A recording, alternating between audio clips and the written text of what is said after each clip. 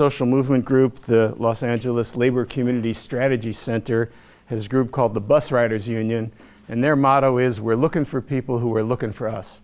And increasingly, that's the way I've been feeling these days, and that's kind of why I'm here. Because I think we live in a time that is no ordinary time. Vijay Prashad said it's a time of monstrosity, a time of the strong men, a time of the ache of humanity. I've been giving talks for fair housing groups around the country, and I have a PowerPoint slide, and I'm talking about what does it mean to fight for social justice in this time of violence, this time of saturated with hate, hurt, and fear. And each time I give the talk, I have to update it because there's been another atrocity, another mass shooting, another unprosecuted police killing, another instance of brutal cruelty and abandonment of humans. And I think this ought to give us pause and make us think, what is the work we've come all this way to do? When I come to a university like this, the students and the faculty are here because you have talent and because you have training. And it might be good to think about what's the purpose of that talent and that training. What's the benefit of it? Most of you somewhere along the way have won honors and awards that have your name attached to them. And what is the value of that honor and that award in a society like this? The musician Sun Ra used to be questioned all the time by interviewers because he had a very eccentric way of conducting music and performing it. And they basically were asking him, why aren't you like everybody else? Why don't you fit in? Why don't you have hit records? And Sun Ra's answer was, look, people play all this beautiful stuff, and what good does it do? Who does it help? What does it change? And I think these are relevant questions for us to ask. We have to do something more than just fitting in to a society whose core values are 180 degrees opposite of what most of us believe. We have to teach and write and talk in ways that do more than create ever more eloquent or ever more indignant condemnations of other people's suffering without doing anything about the suffering. It's in fact indecent to sit in our rooms. Wow. Talk about apocalyptic. This is exactly what I'm talking about. To continue as if these serious things that compel us to respond morally aren't going on. But there's another side to that, and that is as people refuse unlivable destinies, as masses mobilize and march to bring about change, even in the most egregious conditions, on the streets of Ferguson and the place of murder in Sanford, Florida, the Say Her Name speak-outs that the African American Policy Forum has been conducting all across the nation, where black women are talking about the role of police violence, criminal violence, partner violence, and the violence of hunger and housing insecurity in their lives. There's things going on that we need to connect with. And this society is so segregated. The university is such a managerial class institution that we're often encouraged to view this only as spectators rather than as participants. And what I've been working toward, and Annette mentioned the Transformative Arts Network that Vilna Bashi-Treitler, my colleague at UCSB, initiated, and our colleagues there and colleagues all across the country are trying to think of what is the place-making, place-keeping, place-taking, place-marking practices going on around the country that we need to connect with.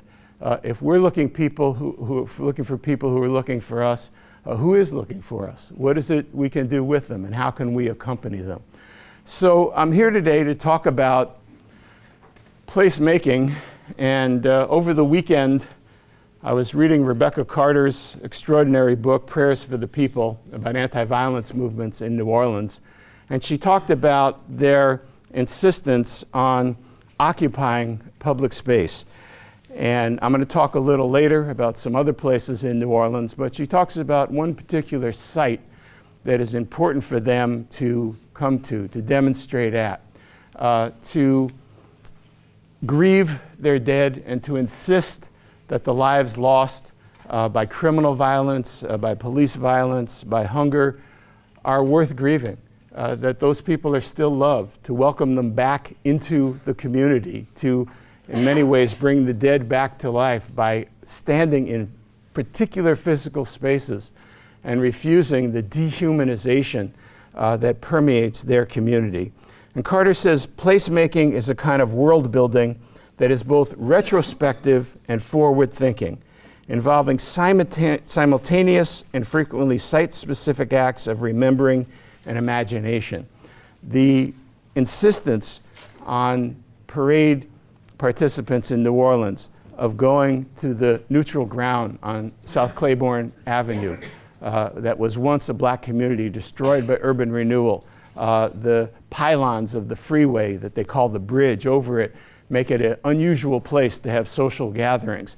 But it's a vital place for social gathering because once it was the heart of a black community. And you see this in the Rondo District in St. Paul, you see it in Paradise Valley in Detroit. You see people who are unwilling to let the verdict of history stand, unwilling to abandon ancestors, unwilling to accept the schism between the living and the dead, not because they want to go back to some previous time, but because they want to insist on the value, in these cases, of black lives and of the lives that are so devalued. These lives of children in cages on the border being brutalized for the spectatorial pleasure of people who are so empty inside. They need this cruelty in order to feel that they're actually doing something in life. So these pose challenges for us that I think Toni Cade Bambara anticipated years ago. Toni Morrison wrote this great thing when Bambara died, and she said, the thing about Toni was she knew the work she wanted her work to do. And I've increasingly come to feel that this is the most important thing for us to try to figure out. And so today I want to talk about the work I think we need our work to do. I also want to encourage you to participate in dialogue with people who are unlikely to come into a room like this unless they happen to be hired to clean it. The houseless people on Skid Row mobilized by the Los Angeles Community Action Network, the people resisting gentrification in Boyle Heights, the group I'm going to talk about later, the Freedom Foundations in New Orleans, a mentoring project for youth created by 3 men who were wrongly incarcerated in Angola Penitentiary for almost a total of 50 years, lost decades of their lives for crimes they didn't commit. And when they got out, the first thing they wanted to do was to get Popeye's fried chicken. The second thing they wanted to do was go to their community and start a mentoring program to try to deal collectively with the circumstances that wound up creating this great injustice in their lives.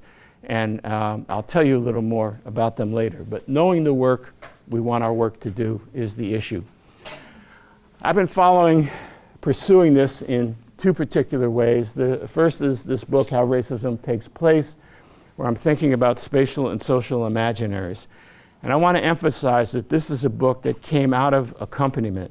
This is a book that came out of working for 20 years with fair housing groups who were simply trying to enforce a law that was passed in 1968 but has hardly ever been enforced. I always like to say the Fair Housing Act is a great law. It's in mint condition. It's hardly ever been used, but it's something that we can draw on. And in working with people around the country, I can't come in and tell anybody what to do. I can't come in and solve the problem. I have to sit in a room, often on the floor, spending long hours with people of different educational backgrounds, people of different identities, trying to work out together how do we turn segregation into congregation? How do we turn indignities and humiliations into campaigns for justice? And it's a work of improvisation every time that we do it. But it's something that has taught me things that I think I never would have learned just in the university, just in scholarly journals, just in the archives. Not that I disrespect that kind of knowledge. There's no anything that enables us to say true and useful things about the world is important.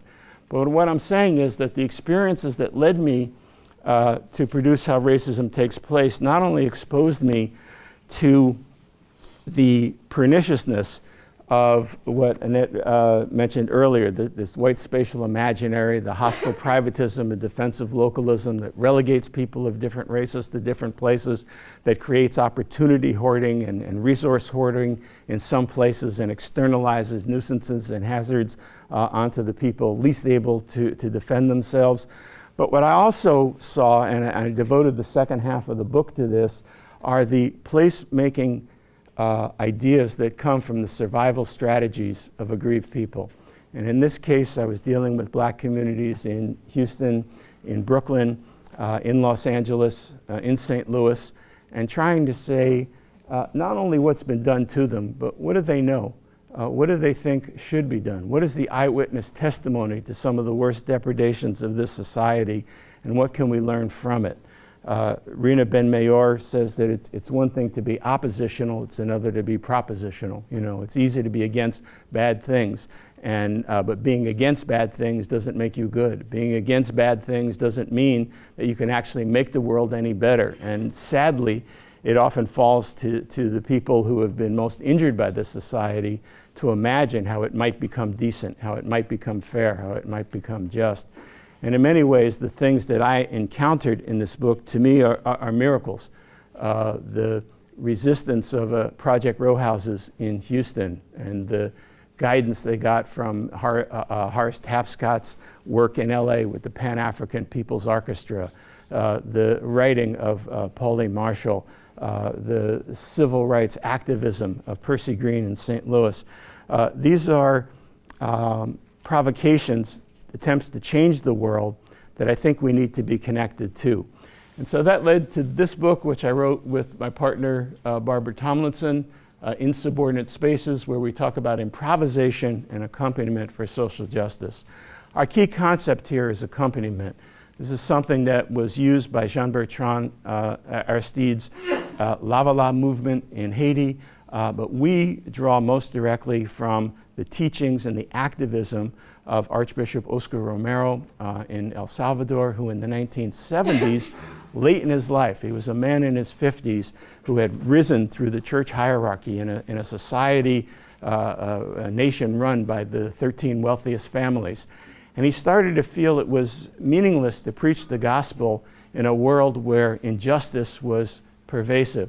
And so he started attending these liberation theology discussion groups organized for and by peasants. They called them national reality classes, which is something I think we could use as well. These national reality classes were people saying, what's been done to us? What have we done? What must we do?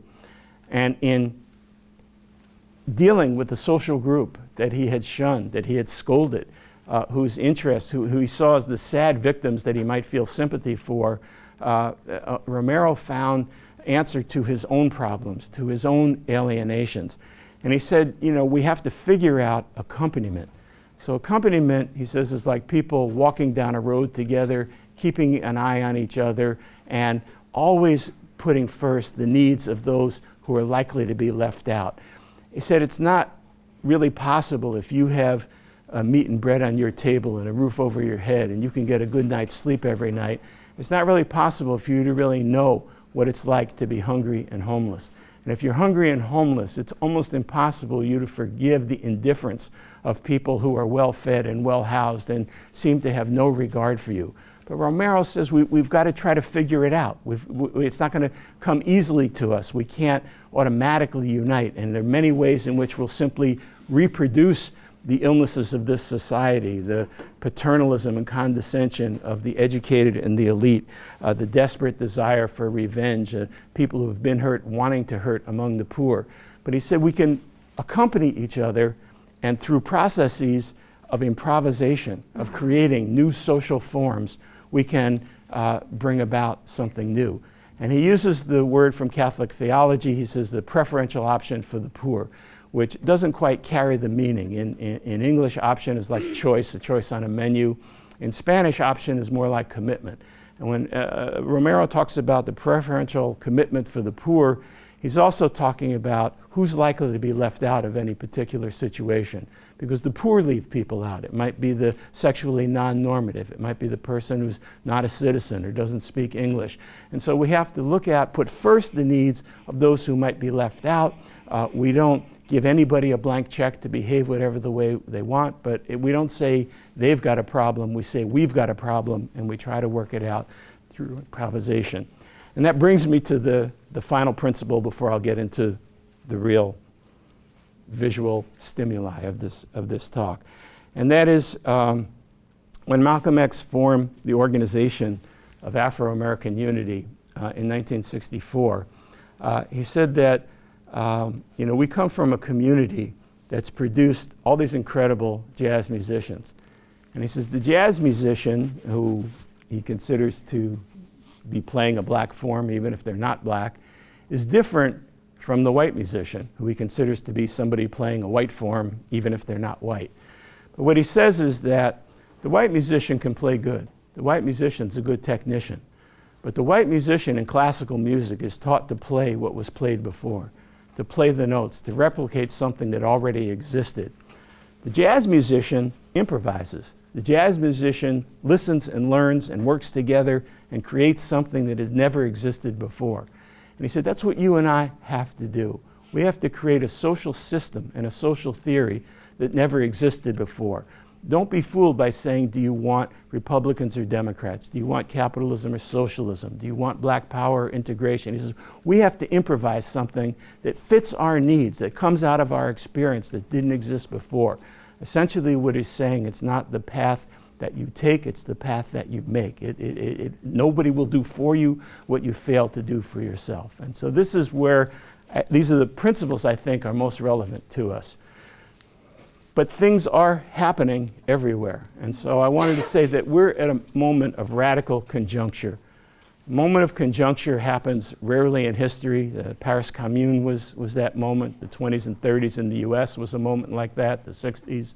These are moments when authority is discredited, when those who rule turn to more brutal forms of repression, and the mendacity of power becomes exposed, the dishonesty, the ruses of those in power.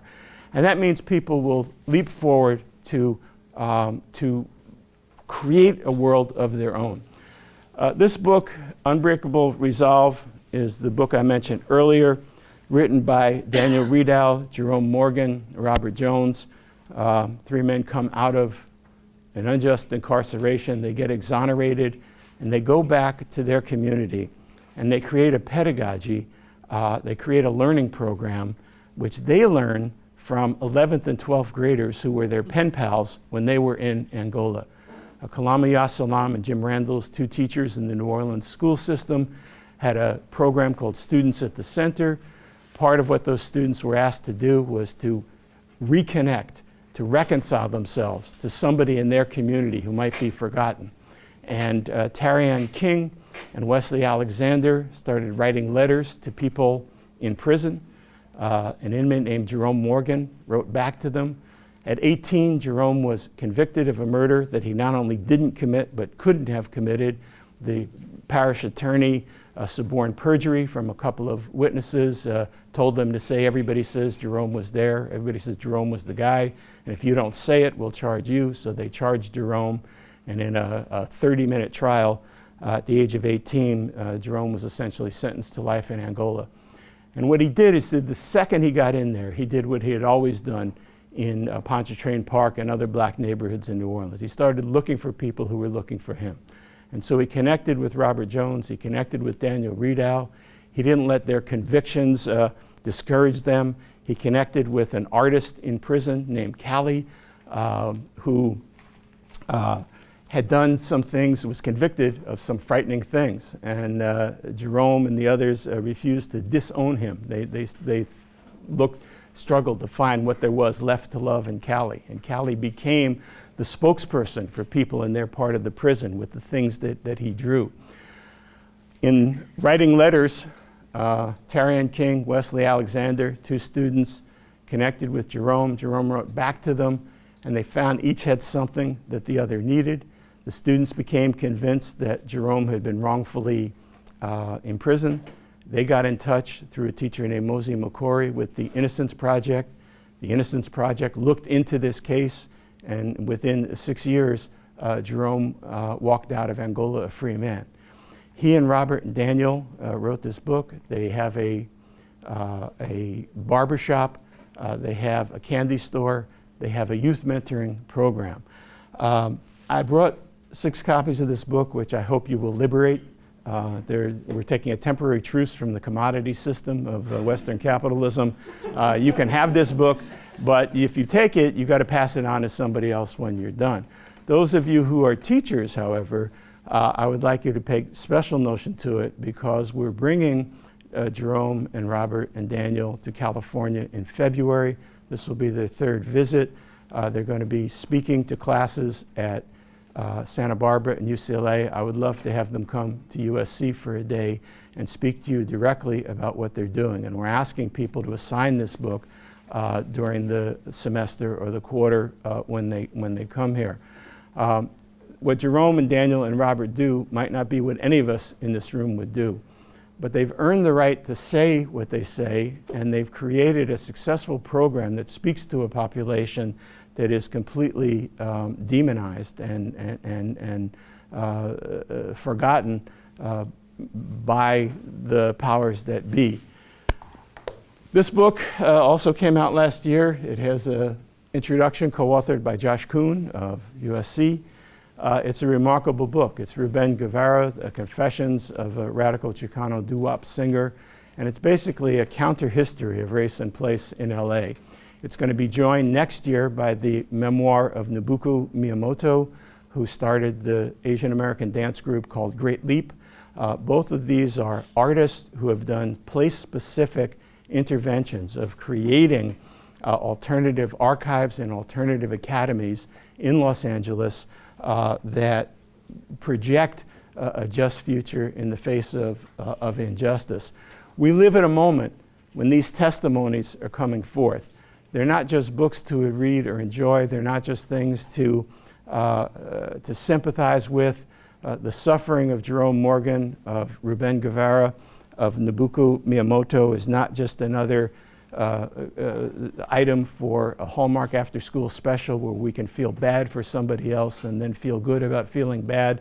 They are challenges and provocations for us to take seriously the lives that are being lived and to see how we can accompany them. Nobuko and Ruben are in their 70s. They're as committed and as active as ever. Nobuko's mother is 110, so I think that Nobuko will be around for a while anyway. The knowledge that they draw on is their own personal eyewitness testimony, but it is also this extraordinary resource, a collective intelligence honed through struggle by people relegated to racialized spaces who have turned that segregation into a kind of congregation which offers a humane future for all people. And so it's something I think we need to connect with. In the course of doing this, Tomlinson and I came across Charlie Hale's use of David Greenwood's use of Aristotle's concept of phronesis. So this is like fourth hand that you're getting this, but I think it got better each time it got appropriated by somebody. So unlike this is Hale, unlike the scientific search for theoretical knowledge and practical knowledge of craft making, in other words, there's grand theory and then there's technical work that solves problems, there's something else. Phronesis refers to the wisdom that comes from practical concerns about ethics, deliberations about values, action to imbue the world with the potential to have more just social conditions. This is what Stuart Hall, in his essay on Gramsci's relevance for the study of race and ethnicity, what Stuart Hall calls mid-level theory. Hall argues that mid-level theory isn't about a grand view of the way the world works, and it's not about something you can take to the street or the classroom Monday morning, but it complexifies the world by taking a particular specific site and looking for the generalizable implications in it. And I think a scholarship that is phronesis won't just be scholarship. It'll be accompaniment. It'll be an action in the world that can, and we kind of borrowed this from Robert Faris Thompson. He says that the Yoruba people in West Africa argue that the purpose of art is to imbue the world with the potential to make right things come to pass. So the work I think we need our work to do is, first of all, to formulate our research questions in response to and in dialogue with the needs of oppressed people. We have to produce analyses that are comprehensible and useful to the groups being studied. We have to identify and build on the profound knowledge generated from communities in struggle. It means we do research with them rather than on them. It means that we sometimes put down our books and go into unfamiliar, unsafe situations where we try to make something new, something different happen. So what we're up against, as Annette mentioned earlier and I've been arguing, is a society in which place is a form of power. People don't just happen to ecologically inhabit different places. The relegation of people's ability to inhabit or traverse space has an impact on their ability to accumulate assets that appreciate in value, their ability to enjoy health, their ability to have access to schools and parks, their ability to avoid police brutality and the parceling out of premature death. And the key to it in this society is a kind of hostile privatism in defense of localism. We're encouraged to compete with each other, to hoard resources for ourselves, and to export the nuisances and hazards to other people. And while it's a white spatial imaginary that was created directly by white supremacy and segregation, it's not only white people that have it. And it's not as if black people or other people of color don't have this white spatial imaginary. It's about a culture rather than a color, but historically it's been generated by the color line in American society. It concentrates poverty, hazards, and nuisances elsewhere. It encourages people to think that good spaces are spaces that are pure and homogeneous, both of places and of people. It encourages kind of competitive consumer citizenship, where schooling, health, other things are seen as private commodities rather than public goods. And it produces what Robert Reich, the former Secretary of the Labor, calls the secession of the successful. The more successful you are, the more you try to isolate yourself from the ruin that the plunder that you profit from has created elsewhere. But there is what I call a black spatial imaginary, and again, I think it's specifically emerged in black communities, but it's not only native to those communities, in which use value is privileged over exchange value. If you can't control or profit from the exchange value in your neighborhood, you become very invested in its use value. If you can't constantly sell a house for more than you bought it and take the capital gains subsidy, then living in a neighborhood where people cooperate, where somebody can watch your children, where you can borrow somebody's car, where somebody will give you groceries even if you can't afford to pay for it. Those things become very important, and that use value becomes a form of sociality, where people come to learn to depend on each other instead of simply competing with each other. It doesn't mean the radical divisiveness of capitalism and of poverty go away, but it presents a different mode of living within it. It produces shared resources, collective mobilizations. It elevates sociality over selfishness, inclusion over exclusion. It constantly has created new democratic practices and institutions, and it depends on the dynamics of difference, differentiated places, people, and polities.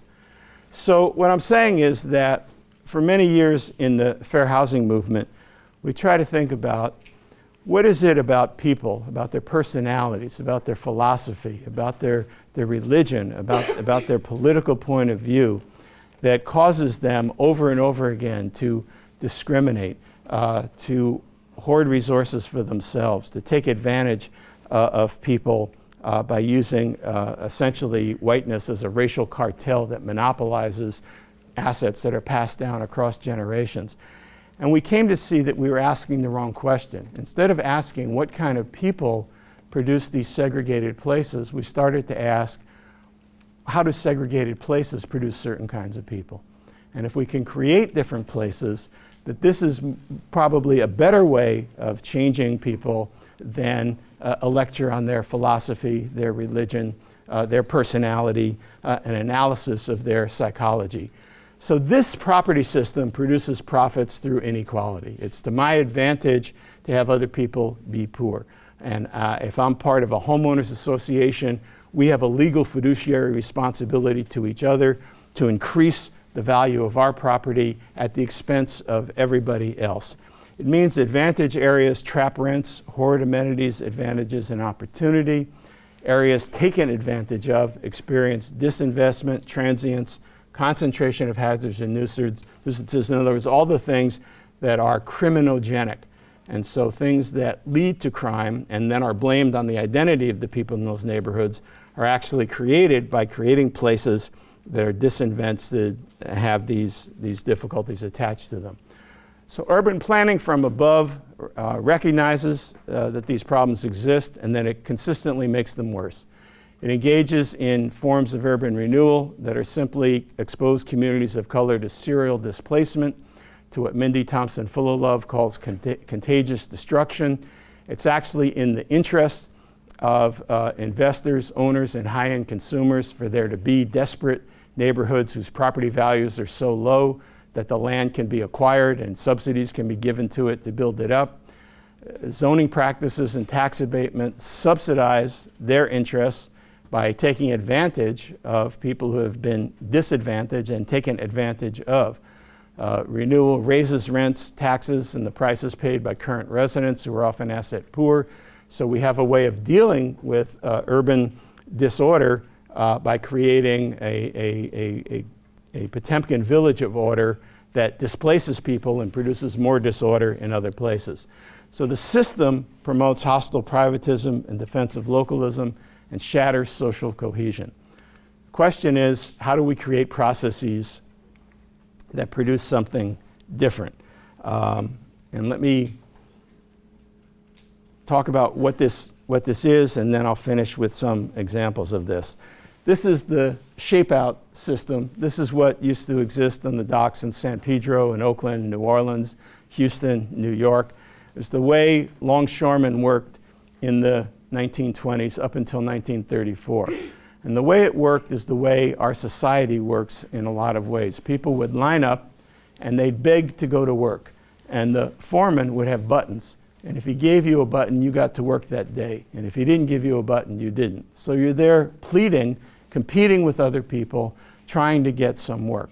And of course, the foreman knew this, and so they would take advantage of people. They would sexually harass women on cannery lines.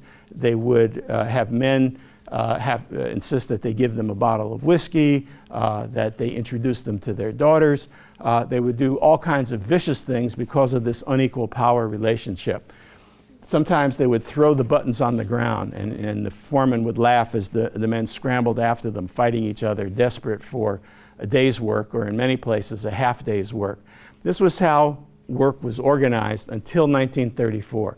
1934, there's a massive strike on the West Coast waterfront, and when the longshoremen go back to work, they produce not this shape-up, but what's called the low man out system. They refuse to stand to compete for these buttons. They refuse to assemble and let the foreman decide who goes to work. They say, we have a list of people, and we're going to start with the person who worked the least hours last week. And that person gets first choice on the job. So if you want to hire somebody, nobody's going to stand out on the dock. You have to come to the union hall, and you have to ask for somebody, and we'll give the person who worked least, the person whose interests are most likely to be disregarded, the person who needs it the most, the first choice at working.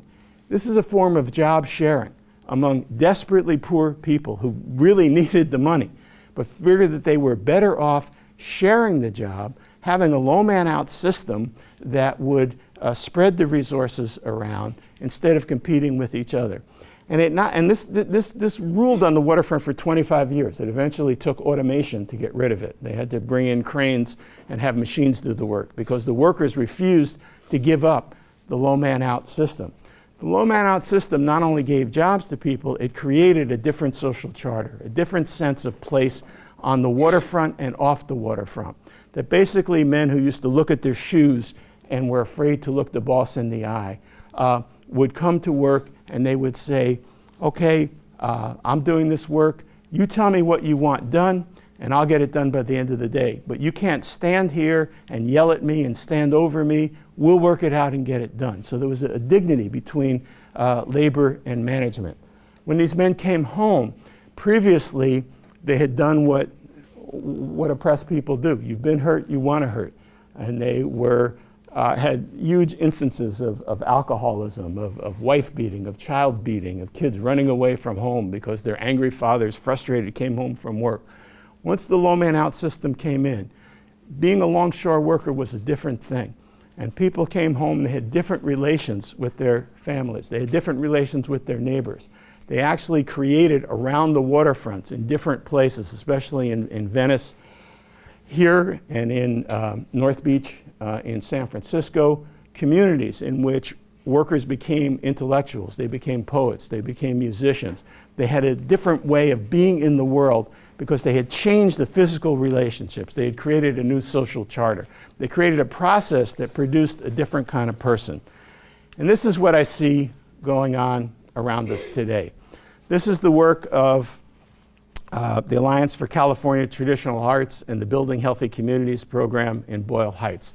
They argue that health is a public issue, that the health of the community is determined not only by getting access to health insurance and health care, but also dealing with pollution, dealing with environmental hazards, dealing with housing insecurity, which makes you susceptible to living in places that are not safe, but also that social cohesion is a health value, that a society where people respect each other and work together will be a healthier society.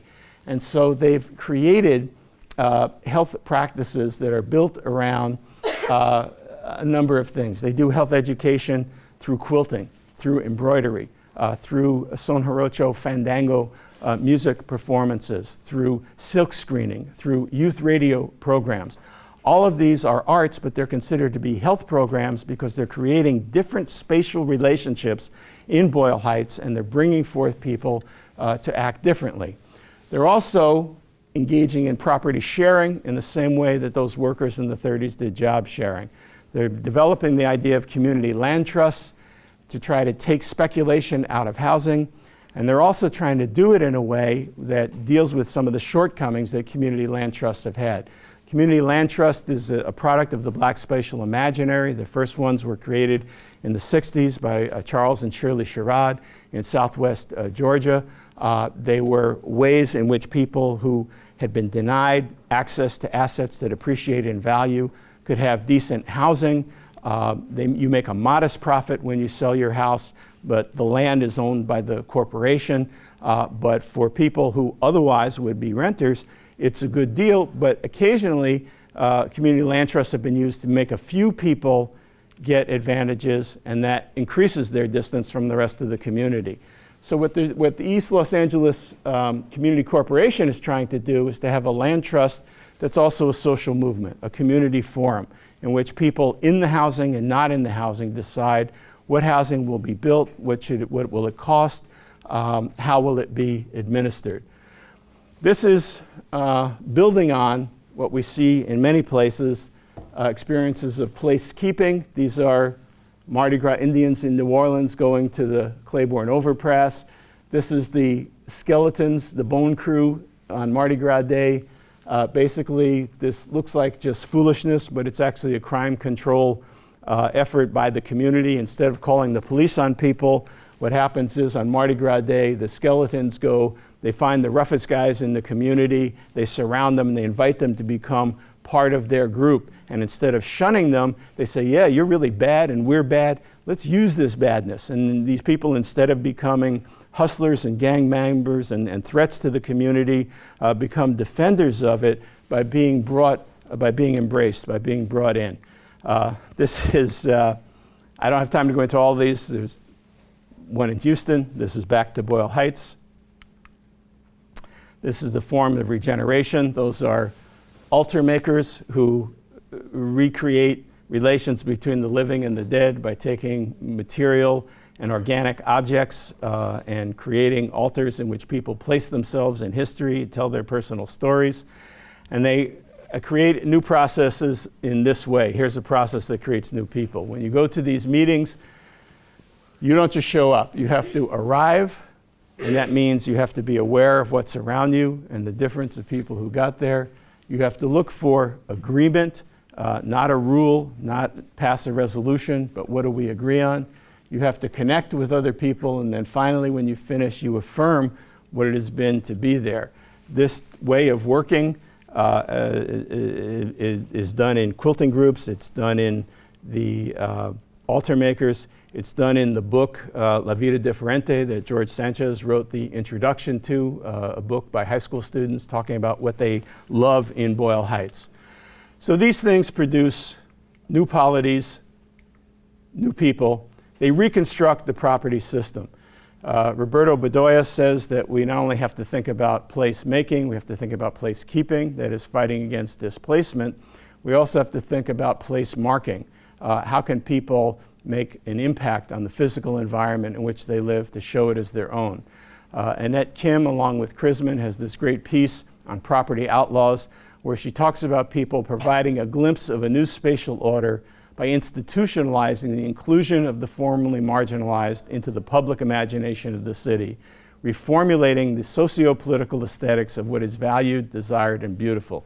This is what ACTA is doing in Boyle Heights. This is what Freedom Foundations does in New Orleans. It's what Row Houses does in Houston.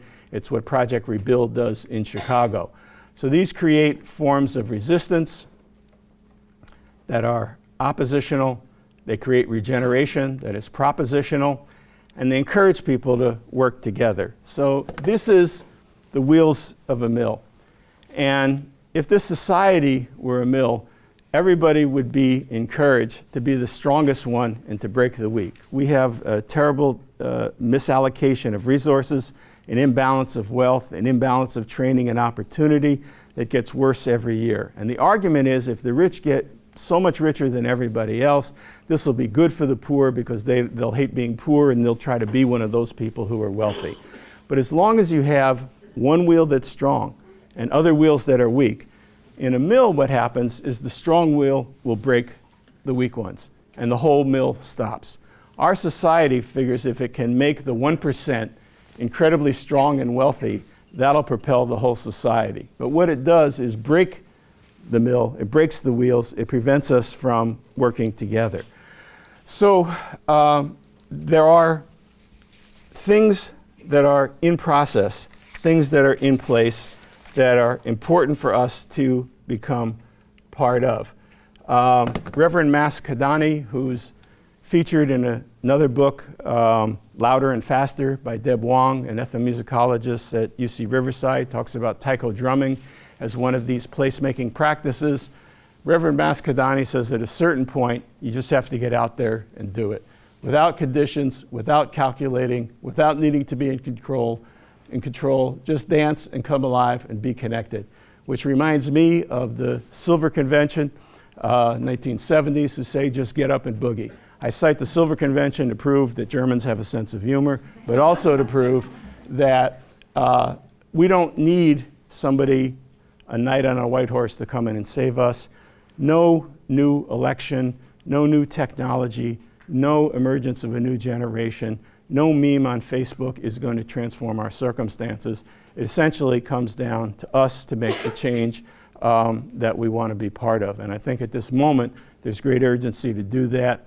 I'm hoping we can do it together. I'm hoping you can be part of what we do with the Transformative Arts Network, and that we can work with Freedom Foundations in New Orleans, with Ruben Guevara, with Nabucco Miyamoto, with Row Houses in Houston, with all of these dreamers who are refusing an unlivable destiny and creating a new social charter from the bottom up. Thank you.